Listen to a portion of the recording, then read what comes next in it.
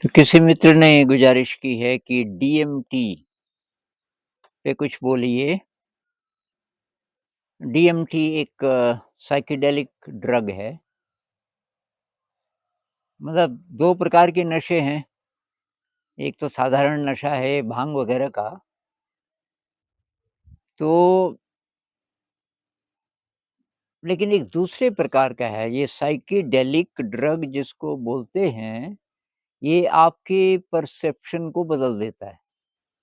मतलब आपका दिमाग जो है उसमें जो न्यूरॉन्स के नेटवर्क्स हैं, उसको कुछ देर के लिए थोड़ा-सा बदल देता है और कुछ-कुछ ऐसी चीज़ें भी दिखने लग सकती हैं जो कि हैं नहीं और किसी को नहीं दिख रही, पर जिसने ये नशा लिया होगा उसको दिखती हैं। तो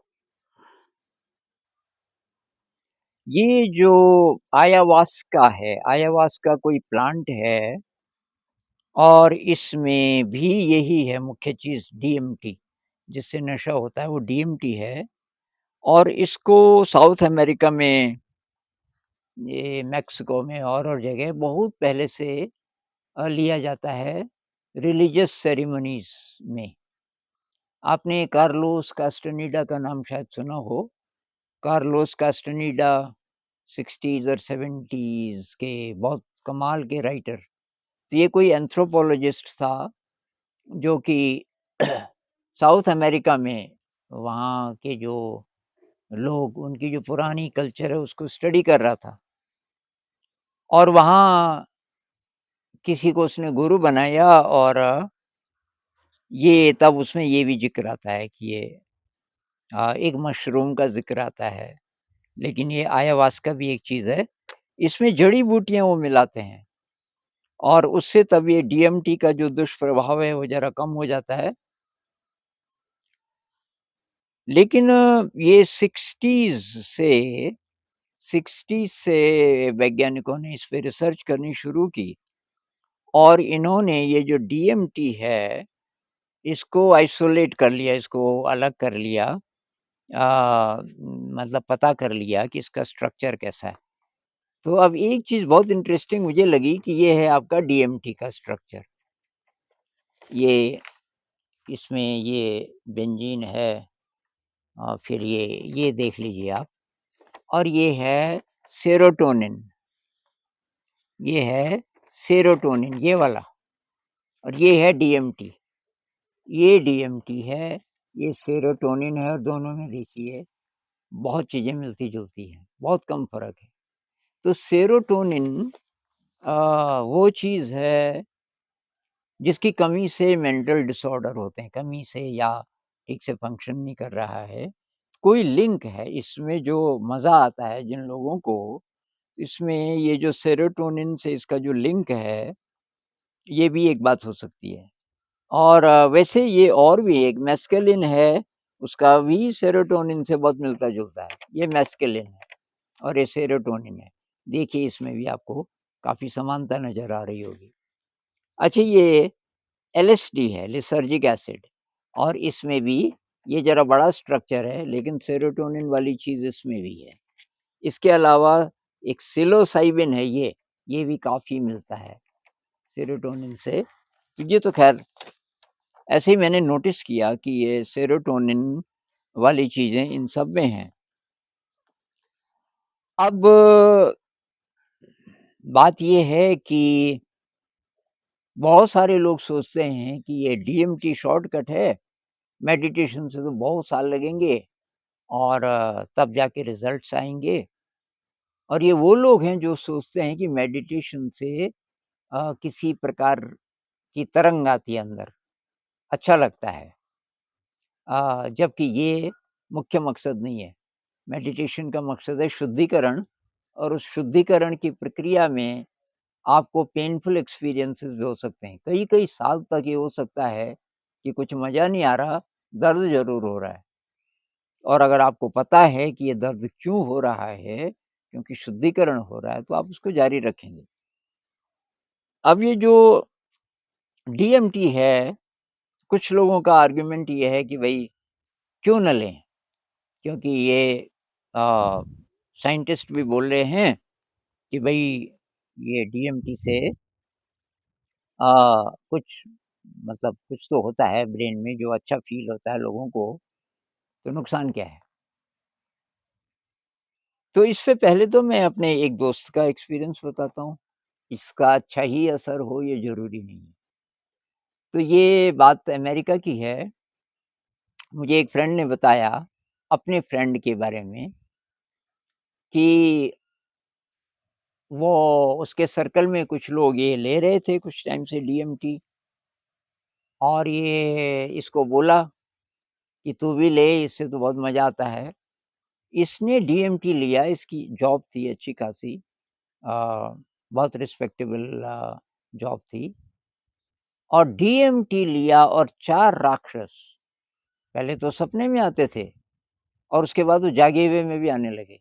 वो नाश्ते पे बैठे तो वो सामने 4 राक्षस और वो चिल्लाए कि मुझे बचाओ, तो अब उसके पास किसी को रहना पड़ता था जिसका वो सहारा ले सके और ये वो राक्षस गए ही नहीं। फिर वो रात-दिन कभी भी आ जाएँ और वो इतनी डर गई कि वो अकेली 1 सेकंड न रहे। सोए भी तो अपनी बहन के साथ या माँ के साथ और हर समय वो नाश्ते पे है, वो नहाने गई है, कहीं भी गई लेकिन एक आदमी मतलब कोई लड़की उसके साथ रहती थी, उसकी छोटी बहन या उसकी माँ शायद और 6 महीने तक वो नहीं गए। कितना इलाज उसने कर लिया और वो 4 राक्षस नहीं गए। तो ऐसे जो स्कैरी एक्सपीरियंसेस हैं, ये भी होते हैं।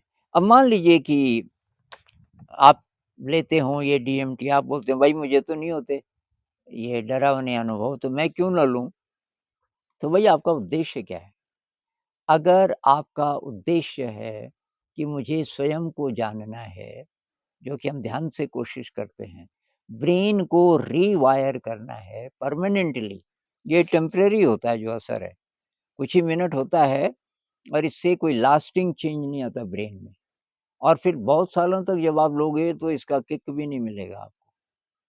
तो इस पे मैं लॉन्ग टर्म स्टडीज़ देख रहा था, जो लोग 20-20 साल से लेते रहे और मेडिटेशन का भी उनको पता चला बीच में। उनका ये मानना है कि भाई असली चीज़ तो मेडिटेशन है। अगर आप सचमुच इंटरेस्टेड हो स्वयं को जानने में, हमारे अंदर जो सचमुच ब्लिस बॉडी है, सच सचमुच जो आनंद का स्रोत है, वो तो मिलेगा तो ध्यान से ही मिलेगा और इतनी जल्दी नहीं मिलेगा। उसमें पहले शुद्धिकरण में बहुत टाइम लग जाएगा, उसके लिए तैयार रहना पड़ेगा आपको। तो एक ने बोला भई डीएमटी ऐसे है, जैसे बहुत पुराने बिस्किट हैं, लेकिन आपको बहुत भूख लगी है और आपसे रहा नहीं जा रहा, आप बिस्किट खा के अपनी भूख मिटा रहे हो। ये तो हुआ डीएमटी और जो मेडिटेशन है वो आत्मा का भोजन है और वो असली शुद्ध भोजन है। तो बहुत बड़ा फ़र्क है, मेरी राय आपके लिए ये है अगर आप लेते रहे हो अभी तक, अब मत लो, छोड़ दो इसको।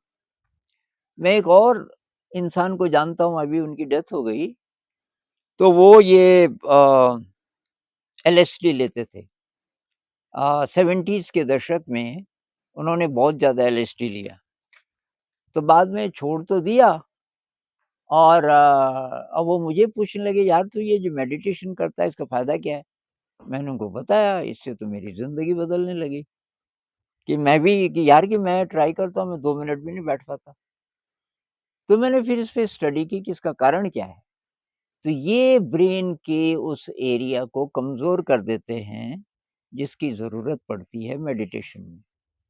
तो अगर आप ये लेते रहे हैं काफ़ी टाइम से डीएमटी, चाहे एलएसडी, चाहे कुछ भी सिलोसाइबिन, कुछ-कुछ केसेज़ में डॉक्टर भी देने लग गए आजकल। किसी को डिप्रेशन है, ऐसी जो मेंटल डिज़ीज़ हैं, उसमें ये इन चीज़ों का थोड़ा बहुत इस्तेमाल अभी होने लग गया है। इसका मतलब ये नहीं कि वो अच्छी चीज़ है, अगर आप हेल्दी हैं और आपका आपका इंटरेस्ट अध्यात्म में है, तो भई ये छोड़ दो आप। ये जो डीएमटी वगैरह ऐसी-ऐसी चीज़ें हैं, ये छोड़ दो और इसका लॉन्ग रन में ये आपको धोखा देगा।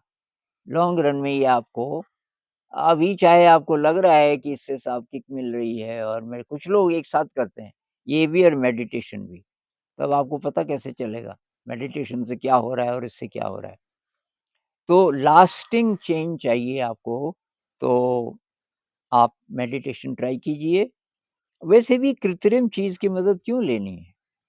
भाई ये तो वैसे ही है ना कि अब आपने इंजेक्शन लगाया गाय पे और वो ज़्यादा दूध देने लग गई। आजकल ऐसा-ऐसा है ना, कुछ सब्जियों पे भी करते हैं, केमिकल डाल के और जल्दी रिज़ल्ट्स आ जाएँगे। इसके चक्कर में मत पड़िए। तो मेरा ये मानना है कि ये अच्छी चीज़ नहीं है लॉन्ग रन में, और इसको जितनी जल्दी आप छोड़ सको तो छोड़ दो। किसी-किसी केस में एक बार कहते हैं कि नीम करोली बाबा जी ने बोला कि यार ये जो बहुत सारे आते हैं मेरे पास, जो इस जन्म में शायद कभी ध्यान नहीं कर पाएँगे, बहुत ही मोटे दिमाग के हैं, कि इनको एलएसडी खिलानी चाहिए एक बार बस, थोड़ा-सा हिले इनका दिमाग।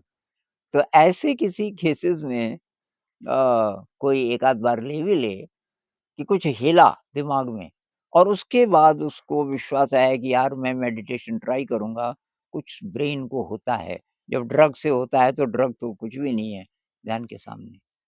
तो कुल मिला के ये कि भाई मत करो इसका इस्तेमाल, छोड़ दो इसको।